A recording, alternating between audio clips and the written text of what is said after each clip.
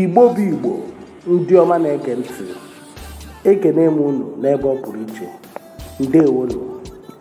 Eji m ohere a na-ewetara unu ozi banyere kalenda nke ọnwa Maachị afọ 2022. Ngwa gee ntị ma lezie anya maka nkọwa kalenda a. Ọnwa Maachị bụ ọnwa nke atọ n'afọ. Ọnwa Maachị gbara ụbọchị 31. Ọnwa Maachị nwere izu Igbo 7 zuru ezu. Dịka anyị si mara, izu Igbo gụnyere ụbọchị ahịa ndị Igbo maara dịka Eke, Orie, Afọ na Nkwọ. Ụbọchị Eke gbara 8 n'ọnwa Maachị. Ụbọchị Orie gbaa 8. Afọ gbakwara ụbọchị 7. Nkwọ gbaa ụbọchị 8.